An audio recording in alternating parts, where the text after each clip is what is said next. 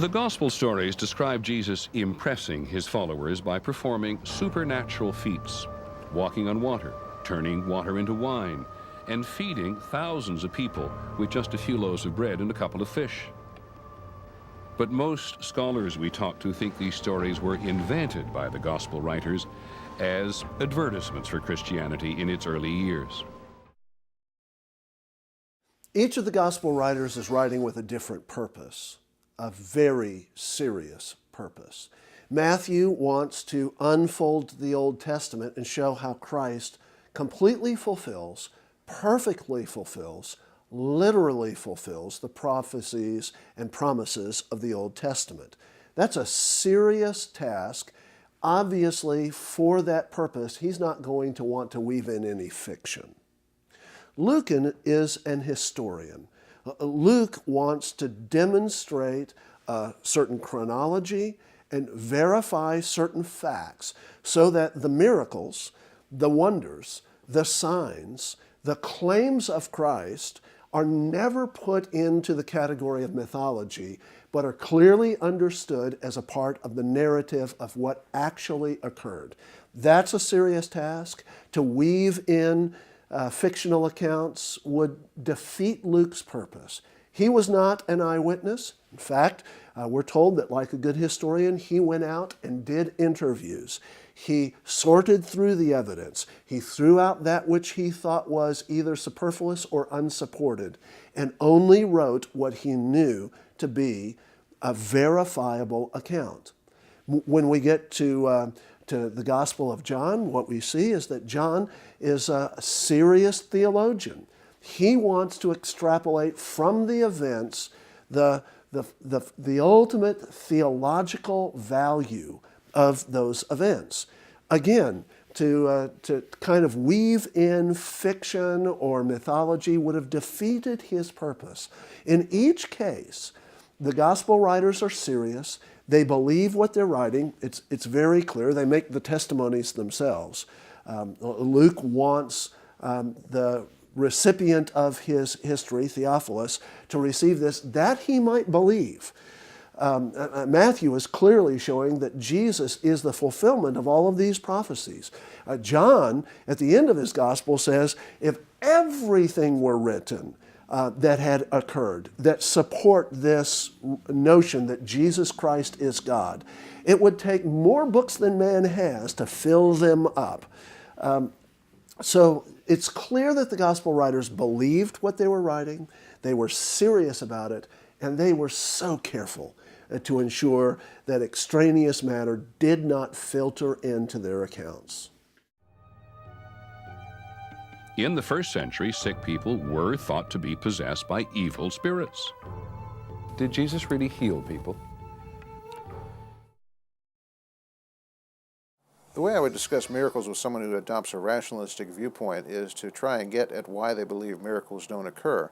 More often than not, they simply say they just don't believe in them because they don't happen. From that point of view, I try and get behind how do you decide when something actually happens in history? What is your criteria for deciding when something happens? And to see if I can find a consistent worldview on their part. In my experience, I don't find one. They simply have already declared miracles off limits. In that case, you're going to have to find the conversation off limits as well. There's a forced dichotomy between the natural and the supernatural that was created at the time of David Hume and the other Enlightenment thinkers.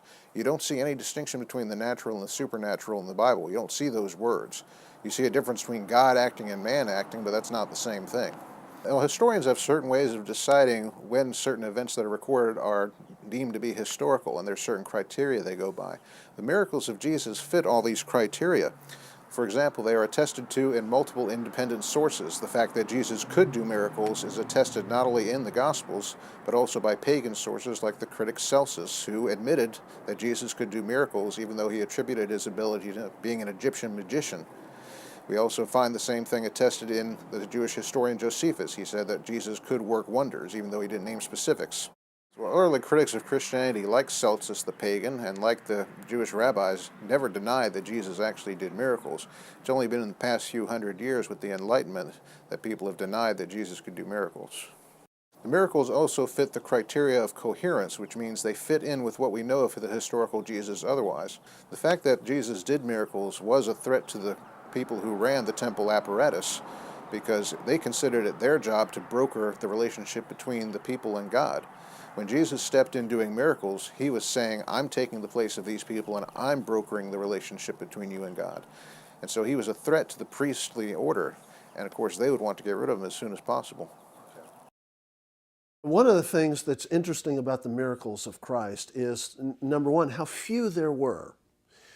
Jesus didn't just sort of run around promiscuously doing nifty tricks. He also didn't do things that were particularly impressive. He was constantly preaching the gospel in another way with his signs and wonders. He was demonstrating and validating the words that he said by the signs that he gave. So they were always filled with theological meaning. They were always fulfillments of Old Testament prophecy or satisfaction of certain aspects of the Old Testament law. They were demonstrations of his power over the unclean things of the earth. And he used that as a way to unfold his message. In a sense, these were parables that were reenacted. They were these sort of gospel plays before the very eyes of the witnesses. Now, if you're going to just make up a religion, you want fireworks, you want demonstration of power. Jesus doesn't do this. In fact, oftentimes Jesus will tell the person that he's healed, now don't go tell anyone. Why would he do that if he's sort of making this up, if this is a shaman, if this is a show? It makes no sense. And why would the gospel writers write in this way if they're trying to create some sort of mythological puff piece? It makes no sense at all.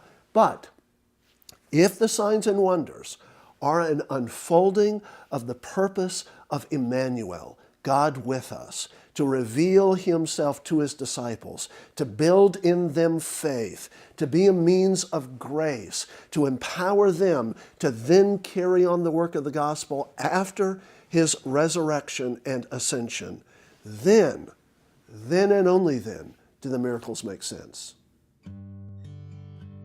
And when John had heard in prison about the works of Christ, he sent 2 of his disciples and said to him, Are you the coming one, or do we look for another? Jesus answered and said to them, Go and tell John the things which you hear and see. The blind see, and the lame walk, the lepers are cleansed, and the deaf hear. The dead are raised up, and the poor have the gospel preached to them.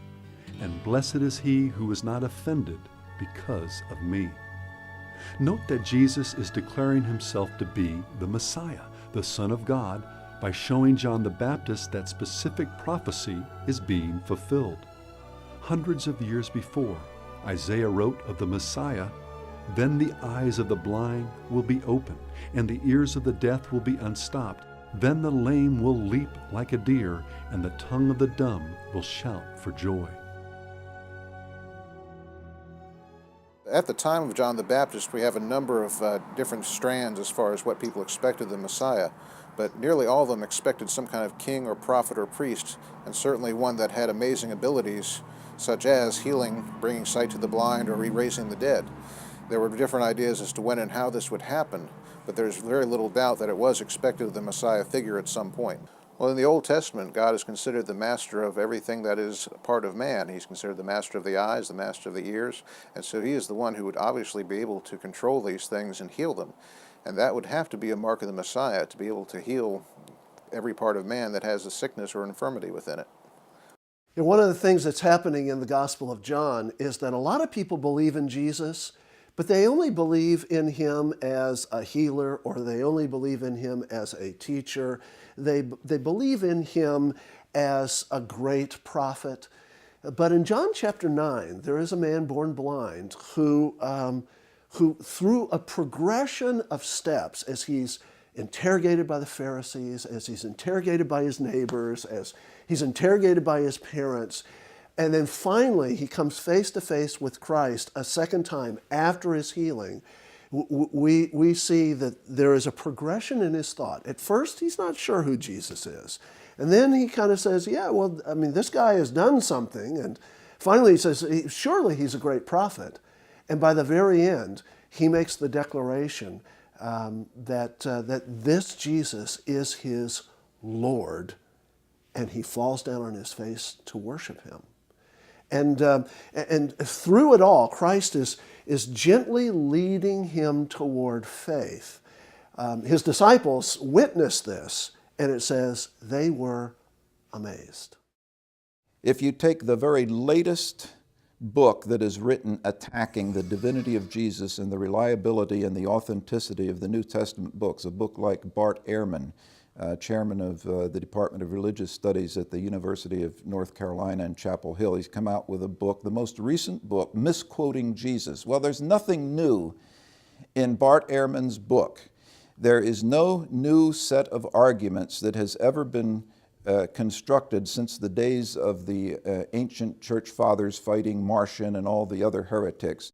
When you read the liberal attacks upon the documents of the New Testament and upon the divinity of Jesus and all of the other, the possibility of the miraculous, divine inspiration, it all comes down to this. It's a very simple mental paradigm that we confront here between the evangelicals and the liberals. The liberals come to the Bible with their worldview already made up, and they impose that worldview on the text. You read a book like Bart Ehrman's or anybody else, or Bishop Robinson, honest to God, any other critic, or Wellhausen or anyone else going back through the centuries, it's no different. They come to the Bible with their mind already made up about what is true. They impose this grid over the text of the Bible, and they will scoop into these categories that which, according to their standard, is true and that which is not true. Then, having done this, they find a bunch of other scholars who do the same thing, and they put all this together and say, you see, the consensus of the scholarly world is such and such. Well, again, what is the method here? You come with your mind already made up about what you will accept and what you will not accept. So here's the method. Do you allow your worldview to determine what you will and what you will not accept as being a fact? Or do you come and gather your facts first and then extrapolate from those facts what you will construct as your worldview? It's which is the cart and which is the horse. Does your worldview determine what you will accept as a fact, or do you come with an epistemology of what you will accept as a fact based on something other than your worldview? Take those facts, put them together, and let the facts build your worldview. These are two opposite approaches.